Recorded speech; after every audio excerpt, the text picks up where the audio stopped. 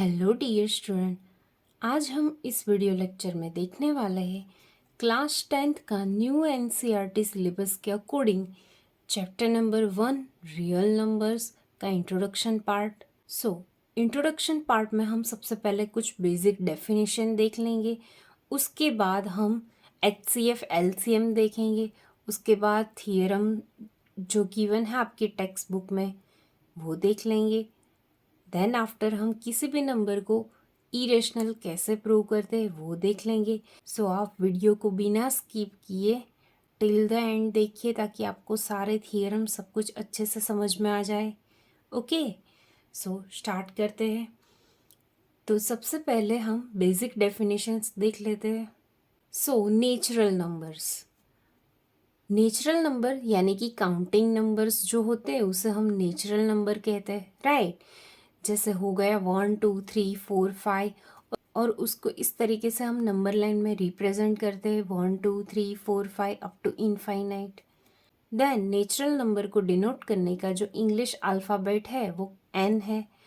N से हम natural number को डिनोट करते हैं और नेचुरल नंबर में कौन कौन से नंबर आ जाएंगे, जो भी आपके काउंटिंग नंबर्स है वो सभी आ जाएंगे 1 2 3 4 5 अप टू इनफाइनाइट, राइट। उसके बाद है whole numbers. तो the natural number along with the zero form the collection of whole numbers. यानी कि whole number में नेचुरल नंबर तो इंक्लूड होता ही है, प्लस उसके अलावा ज़ीरो भी अगर हम ऐड कर लेंगे तो हमें whole नंबर मिल जाएगा, राइट। यानी कि whole number is equals to क्या हो जाएगा, नेचुरल नंबर प्लस ज़ीरो। यानी कि नेचुरल नंबर में जितने भी नंबर आते हैं वो सभी आ जाएंगे इसमें, उसके अलावा ज़ीरो भी ऐड हो जाएगा, राइट। उसको भी नंबर लाइन में हम इस तरीके से रिप्रेजेंट करते हैं 0 1 2 3 4 5, जो कि हम ये सब प्रीवियस क्लासेस में पढ़ चुके हैं। उसके बाद है इंटीजर्स यानी कि whole number along with the negative natural number. यानी कि इसमें सारे वोल नंबर्स तो इंक्लूड है ही। देखो आप यहाँ पे देख सकते हो कि वोल नंबर सारे यहाँ पे इंक्लूडेड है, राइट। प्लस उसके अलावा क्या है, नेगेटिव नेचुरल नंबर। यहाँ पे इंटीजर्स में क्या आ जाएगा, whole number plus negative natural number, right.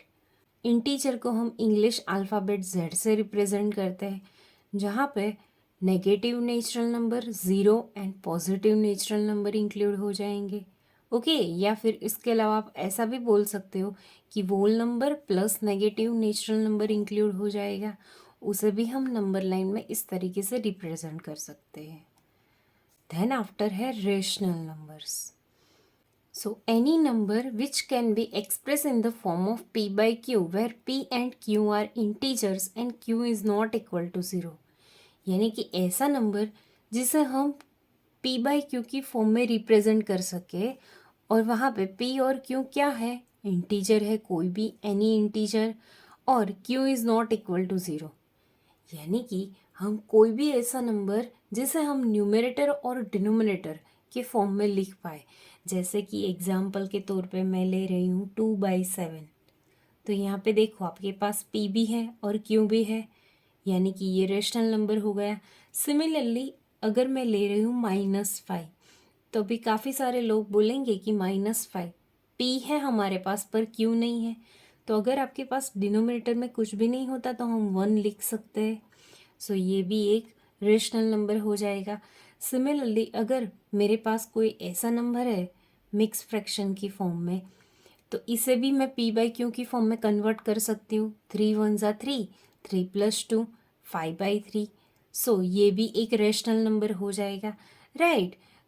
तो जिस भी नंबर को हम p बाई क्यू की फॉर्म में एक्सप्रेस कर सकते हैं, यानी कि न्यूमरेटर अपॉन डिनोमिनेटर की फॉर्म में एक्सप्रेस कर सकते हैं, उसे हम रेशनल नंबर बोलेंगे। रेशनल नंबर में एक और नंबर इंक्लूड होता है, जैसे कि 0.333, यानी कि हम उसे ऐसे भी लिख सकते हैं 0.3 बार, यानी कि इस पे जो 3 है वो रिपीट हो रहा है, राइट। तो rational number also include repeating and non terminating numbers. Rational number also include repeating plus non terminating number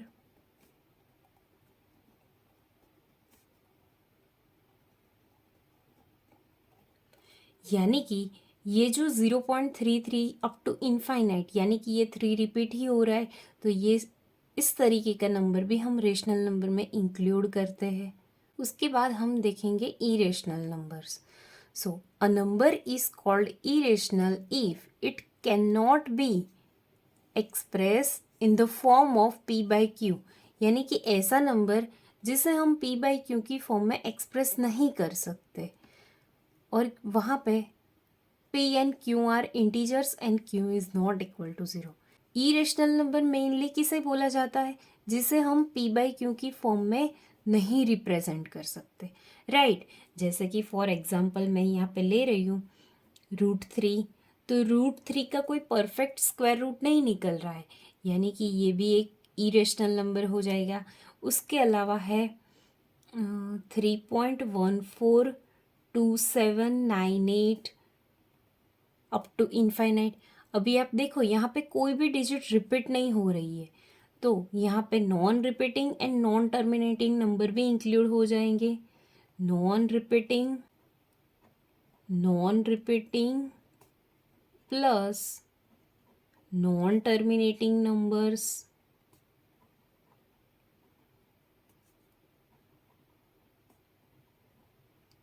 right. So आप इसमें कंफ्यूज मत होना, रेशनल में रिपीटिंग और नॉन टर्मिनेटिंग इंक्लूड होते हैं, और यहाँ पे non repeating and non terminating includes होते हैं। एक और एग्जांपल लेते हैं, जैसे कि √11 हो गया, तो इसका भी हम परफेक्ट स्क्वायर रूट नहीं निकाल सकते, यानी कि ये भी एक इरेशनल नंबर हो जाएगा, राइट। आई होप आपको भी रेशनल नंबर और इरेशनल नंबर का कॉन्सेप्ट पता चल गया होगा। उसके बाद हम रेशनल नंबर और इरेशनल नंबर कैसे डिफाइन करते हैं उसके कुछ एग्जाम्पल देखेंगे। सो यहाँ पे मैं आपको कुछ नंबर देती हूँ, आपको मुझे ये बताना है कि वो रेशनल है या फिर इरेशनल। तो लेट्स टेक एन एग्जाम्पल, जैसे कि वो नंबर है आपके पास 1.3, तो ये रेशनल होगा या इरेशनल। तो आप देखो, आप इसे पी बाई क्यू की फॉर्म में लिख सकते हो, तो हाँ आप इसे 13/10 की फॉर्म में लिख सकते हो, राइट। डेसिमल को अगर हम निकाल देंगे तो हम डिनोमिनेटर में 10 डाल देंगे, यानी कि ये नंबर पी बाई क्यू की फॉर्म में हो गया। सो ये नंबर कैसा हो जाएगा, रैशनल, राइट। सिमिलरली उसके बाद मैं एक और एग्जांपल ले रही हूँ, जिसमें आपके पास नंबर गिवन है 1.22 पे बार, यानी कि ये नंबर को हम ऐसे भी रिप्रेजेंट कर सकते हैं 1.222 अप टू इनफाइनाइट। इसमें 2 रिपीट हो रहा है, तो अभी हमने देखा था कि repeating plus non terminating number किस में आ जाता है, रेशनल नंबर में। अभी हमने यहाँ पे देखा था repeating plus non terminating numbers, तो ये क्या हो जाएगा, रेशनल। देन आफ्टर पाई, ये जो पाई है ना उसकी exact value 3.14 up to infinite, मतलब इसमें ऐसे नंबर इंक्लूड है जो non repeating and non terminating हो। वो तो हम राउंड ऑफ करके सम करने के लिए 3.14 ले लेते हैं, बट एक्चुअल में उसकी वैल्यू बहुत ज़्यादा होती है जो non repeating and non terminating है। सो ये पाई कैसा हो जाएगा, non repeating and non terminating, यानी कि इरेशनल नंबर हो जाएगा। अभी हमने देखा non repeating and non terminating, so ये क्या हो जाएगा, इरेशनल। सिमिलरली उसके बाद एक और एग्जांपल लेते हैं, √5। तो आप देख सकते हो कि आप √5 का परफेक्ट स्क्वायर रूट नहीं निकाल सकते। तो जिस भी नंबर का अगर हम परफेक्ट स्क्वायर रूट नहीं निकाल सकते तो उसे हम क्या बोलेंगे, इरेशनल नंबर। अभी हमने देखा था, तो ये क्या हो जाएगा, इरेशनल। उसके बाद एक और नंबर लेते हैं, उसके बाद ये नंबर है मिक्स फ्रैक्शन की फॉर्म में है। तो आप मुझे कमेंट सेक्शन में कमेंट करके ज़रूर बताना कि ये रेशनल है या इरेशनल है। और अगर आपको मेरा समझाया हुआ हर एक कंसेप्ट समझ में आता है तो वीडियो को लाइक कीजिए, चैनल को सब्सक्राइब कीजिए। इसके बाद हम रियल नंबर किसे बोलते हैं वो देख लेते हैं। सो रियल नंबर्स इस चैप्टर का हेडिंग ही है, तो सबसे पहले हम समझ लेते हैं रियल नंबर्स किसे बोलते हैं। So a real number is a number that can be shown on the number line, यानी कि रियल नंबर ऐसे नंबर होते हैं जिसे हम नंबर लाइन पे शो कर सकते हैं।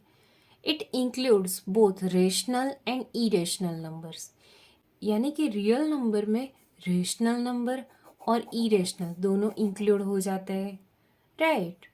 सो रियल नंबर्स को हम इंग्लिश अल्फ़ाबेट आर से रिप्रेजेंट करते हैं। तो अभी हमने जैसे देखा था रेशनल नंबर और इरेशनल, जस्ट एक चार्ट के फॉर्म में देख लेते हैं। सो रेशनल नंबर को हम क्यू से डिनोट करते हैं और इरेशनल नंबर को हम पी से डिनोट करते हैं, राइट। जिस भी नंबर को अगर हम न्यूमरेटर और डिनोमिनेटर यानी कि पी बाई क्यू की फॉर्म में लिख पाए उसे हम रेशनल नंबर बोलेंगे, और जिस नंबर को हम पी बाई क्यू की फॉर्म में नहीं लिख पाते उसे हम क्या बोलेंगे, इरेशनल नंबर। सो ये कुछ रेशनल नंबर के एग्जाम्पल हो जाएंगे और ये कुछ इरेशनल नंबर के एग्जाम्पल हो जाएंगे, राइट। उसके बाद है इंटीजर्स है उसे भी हम रेशनल नंबर में इंक्लूड करते हैं। अभी काफ़ी स्टूडेंट बोलेंगे कि यहाँ पे हमें न्यूमरेटर और डिनोमिनेटर की फॉर्म में तो है नहीं, तो अगर डिनोमिनेटर में कुछ भी नहीं होता तो हम 1 लिख सकते हैं, तो हम 1 लिख देंगे ताकि ये पी बाई क्यू की फॉर्म में हो जाए। तो सारे के सारे जो इंटीजर्स है उसे भी हम रेशनल नंबर बोल सकते हैं। सिमिलरली जो सारे के सारे होल नंबर है उसे भी हम रेशनल नंबर बोल सकते हैं, राइट। उसके अलावा जो जितने भी हमारे पास नेचुरल नंबर है उसको भी हम रेशनल नंबर की फॉर्म में डिनोट कर सकते हैं। अगर हमारे पास डिनोमिनेटर में कुछ भी नहीं है तो हम पी बाई क्यू की फॉर्म में एक्सप्रेस करने के लिए डिनोमिनेटर की प्लेस पे 1 डाल देंगे, okay. So rational numbers include integers, whole number and natural numbers. अभी हम कुछ ट्रू और फॉल्स देखेंगे। सो उसमें फर्स्ट है all natural numbers a whole number, यानी कि सारे जो नेचुरल नंबर है वो सब होल नंबर है। तो हाँ, नेचुरल नंबर जो है वो होल नंबर में इंक्लूड है, यानी कि ये कैसा हो जाएगा, ट्रू। उसके बाद सेकंड स्टेटमेंट है all integers are whole number, यानी कि सारे जो इंटीजर्स है वो होल नंबर में इंक्लूड है। तो ये स्टेटमेंट रॉन्ग हो जाएगा। सारे इंटीजर होल नंबर में इंक्लूड नहीं है, बट सारे होल नंबर इंटीजर में इंक्लूड है, राइट। पर अभी हमें यहाँ पे क्या गिवन है, all integers are whole number, यानी कि सारे इंटीजर होल नंबर में इंक्लूड है। तो ये स्टेटमेंट कैसा हो जाएगा, फॉल्स, क्योंकि आप यहाँ पे देख सकते हो कि नेगेटिव इंटीजर जो है वो होल नंबर में इंक्लूड नहीं है। सो ये स्टेटमेंट कैसा हो जाएगा, फॉल्स। उसके बाद हमारे पास थर्ड स्टेटमेंट है all integers are rational numbers, यानी कि हमारे पास ये जितने भी इंटीजर्स है वो सब रेशनल नंबर में इंक्लूड है। तो अभी हमने देखा कि किसी भी नंबर को हम पी बाई क्यू की फॉर्म में अगर डिनोमिनेटर में कुछ भी नहीं है तो 1 डाल के पी बाई क्यू की फॉर्म में लिख सकते हैं, यानी कि all the integers are rational number. So ये स्टेटमेंट पे कैसा हो जाएगा, ट्रू हो जाएगा। उसके बाद हम थियरम 1.1 देख लेंगे जो कि फंडामेंटल थियरम ऑफ एरिथमेटिक है। पर उससे पहले हम कंपोजिट नंबर और प्राइम नंबर किसे कहते हैं वो देख लेते हैं। सो कंपोजिट नंबर यानी कि ऐसे नंबर होते हैं, number having more than 2 factor, यानी कि ऐसा नंबर जिसके 2 से ज़्यादा फैक्टर हो। जैसे कि मैं एग्जाम्पल के तौर पर ले रही हूँ 4, तो आप देखो कि 4 को कितने फैक्टर हो जाएंगे, 1, 4, 2, इतने फैक्टर्स हो जाएंगे क्योंकि 2 2 ज़ा 4 होता है, राइट। यानी कि 4 एक ऐसा नंबर है जिसके फैक्टर 2 फैक्टर से ज़्यादा है। सो ये एक कंपोजिट नंबर हो जाएगा। उसके बाद मैं सेकंड एग्जांपल ले रही हूँ 6, यानी 6 के क्या फैक्टर हो जाएंगे, 1, 2, 3 एंड 6। तो ये भी एक कंपोजिट नंबर हो जाएगा क्योंकि इसमें भी जो फैक्टर है वो 2 फैक्टर से ज़्यादा है, right. So a number having more than 2 factor is called composite number, यानी कि 4, 6 को हम क्या बोलेंगे, कंपोजिट नंबर। उसके बाद प्राइम नंबर किसे बोलते हैं वो समझ लेते हैं। सो प्राइम नंबर हैविंग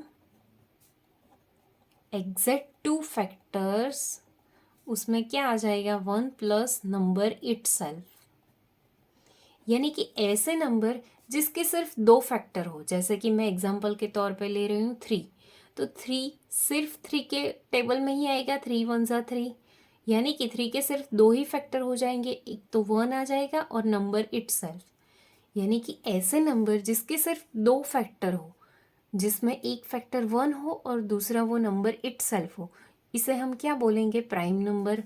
उसके बाद मैं एक और एग्जांपल ले रही हूँ 5, तो 5 भी 5 1 ज़ा 5, सिर्फ 5 के टेबल में आएगा और 1 के टेबल में, यानी कि 5 के भी 2 फैक्टर हो गए 1 और 5। सो ये भी देखो आप, इसके भी 2 फैक्टर हो गए, जिसमें एक फैक्टर 1 है और दूसरा नंबर इटसेल्फ है।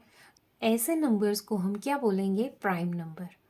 नंबर के सिर्फ 2 फैक्टर है, जिसमें एक फैक्टर 1 है और दूसरा नंबर इटसेल्फ है, तो उसे हम प्राइम नंबर बोलेंगे। अभी हम थियरम 1.1 की तरफ आगे बढ़ते हैं।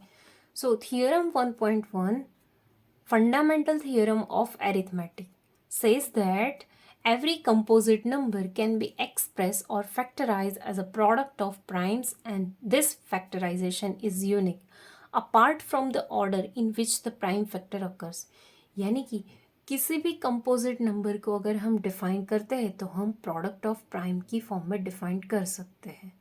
जैसे कि अभी हमने एग्जांपल लिया था, कंपोजिट नंबर 6 लिया था, तो 6 के फैक्टर क्या हो जाएंगे? 2 3 ज़ा 6, यानी कि आप यहाँ पे देख सकते हो, जहाँ पे 2 और 3 क्या है? प्राइम नंबर्स है, तो यहाँ पे 2 और 3 क्या है? प्रोडक्ट ऑफ प्राइम्स हो गए, क्योंकि 2 के भी 2 फैक्टर है और 3 के सिर्फ 2 फैक्टर है। सो ये थियरम क्या कहता है? Composite number is equals to product of primes. So 6 is equals to हम लिख सकते हैं 2 3 ज़ा 6, और 6 को हम ऐसे भी लिख सकते हैं 3 2 ज़ा 6, यानी कि इसका जो ऑर्डर है वो मैटर नहीं करता है, राइट। सो ये हमारा थियरम 1.1 हो गया, जो कि हमें कहता है कि composite number is equals to product of primes and उसका ऑर्डर जो है वो मैटर नहीं करता है। Then after HCF and LCM by prime factorisation method देख लेते हैं। सो सबसे पहले HCF यानी कि हाईएस्ट कॉमन फैक्टर।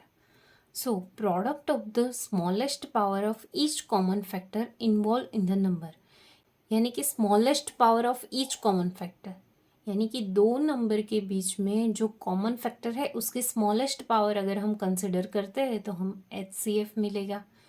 सिमिलरली उसके बाद है LCM यानी कि least common multiple, product of the greatest power of the each prime factor involve in the number, यानी कि जो भी आपके पास नंबर गिवन हो उन दोनों नंबर के बीच में जो ग्रेटेस्ट पावर होती है वो अगर हम इंक्लूड करते हैं तो हमें LCM मिलेगा।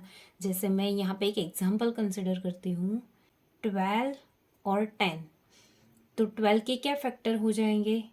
2 2 ज़ा 3, 4 3 ज़ा 12 हो जाएगा। सिमिलरली 10 को कैसे लिख सकते हैं? 5 2 ज़ा 10, तो यहाँ पे 2 की 2 पावर आ जाएगी, 2 मल्टीप्लाई 3, यहाँ पे तो दोनों की सिंगल ही पावर है। तो अभी हमें HCF निकालना हो तो HCF में क्या आ जाएगा? कॉमन जो फैक्टर है इन दोनों के बीच में उसकी स्मॉलेस्ट पावर। यहाँ पे अभी हमने देखा था कि smallest power of each common factor, तो इन दोनों नंबर्स के बीच में कॉमन फैक्टर क्या है? 2 है, तो उसकी स्मॉलेस्ट पावर क्या हो गई? 2:1, क्योंकि यहाँ पे 2 पावर है और यहाँ पे 1 है, सो सिंगल पावर आ जाएगी। सो इसका HCF क्या हो जाएगा? 2।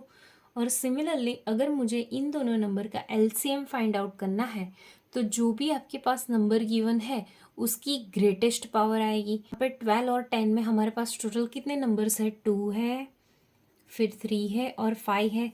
2 3 और 5 ये सभी लिख लेंगे और सबकी ग्रेटेस्ट पावर लिखेंगे। तो यहाँ पे देखो 2 की 1 पावर है तो ये ग्रेटेस्ट नहीं हुई क्योंकि यहाँ पे 2 की 2 पावर है, सो 2 की 2 पावर आ जाएगी। उस यहाँ पे 3 की 1 पावर है और यहाँ पे 3 नहीं है, यानी कि ये कंसिडर करेंगे। सिमिलरली यहाँ पे 5 की 1 पावर है और यहाँ पे 5 नहीं है, यानी कि 5 की 1 पावर आ जाएगी। सो इसका LCM क्या हो जाएगा? 2 यानी कि 2 इंटू 2 जो कि 4 होता है। सो 4 मल्टीप्लाई 3 की 1 पावर 3 मल्टीप्लाई 5, 4 3 ज़ा 12, 12 5 ज़ा 60। सो इसका एलसीएम क्या हो गया 60। उसके अलावा हमारे पास एचसीएफ और एलसीएम के रिलेटेड एक और फॉर्मूला है। अगर हम दोनों नंबर का एचसीएफ और दोनों नंबर का एलसीएम का प्रोडक्ट करते हैं तो हमें दोनों नंबर की प्रोडक्ट मिल जाती है। जैसे यही एग्जांपल लेके मैं आपको एक्सप्लेन करती हूँ। देखो यहाँ पे एचसीएफ कितना है 2 है। सो यहाँ पे 2 मल्टीप्लाई एलसीएम हमें कितना मिला 60 इज इक्वल्स टू दोनों नंबर की प्रोडक्ट, दोनों नंबर यानी कि 12 इंटू 10। तो आप इन दोनों का मल्टीप्लाई करोगे तो क्या आ जाएगा 6 2 ज़ा 12 120 और यहाँ पे भी 120 हो गया, ये दोनों साइड 120 हो गया। सो ये फॉर्मूला हम इस चैप्टर में इस्तेमाल करेंगे। उसके बाद इसी फॉर्मूला के बेस पे हमें एक और फॉर्मूला मिलती है जो कि है HCF AB।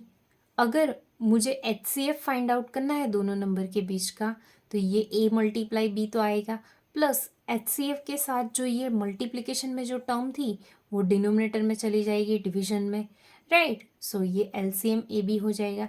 सिमिलरली अगर मुझे दोनों नंबर का LCM फाइंड आउट करना है सो दोनों नंबर का प्रोडक्ट डिवाइड बाय दोनों नंबर का HCF हो जाएगा, क्योंकि ये इस साइड मल्टीप्लाई में है तो इस साइड डिवीजन में चला जाएगा। आई होप आपको ये वीडियो पसंद आ रहा होगा और आपके कॉन्सेप्ट भी क्लियर हो रहे होंगे। अगर फिर भी कुछ समझ में नहीं आता है तो आप मुझे कमेंट सेक्शन में कमेंट करके ज़रूर बताना। Thanks for watching this video. I hope you like this video. तो थियरम 1.1 तक हमने इस वीडियो लेक्चर में पढ़ा है इंट्रोडक्शन में। नेक्स्ट इंट्रोडक्शन पार्ट 2 में हम थियरम 1.2 पढ़ेंगे जो कि किसी भी नंबर को इरेशनल प्रूव कैसे करते हैं उसके लिए यूज़फुल है। सबसे पहले इंट्रोडक्शन पार्ट 1 ख़त्म करके उसके बाद इंट्रोडक्शन पार्ट 2 देखिएगा ताकि आपको सब कुछ अच्छे से समझ में आ जाए।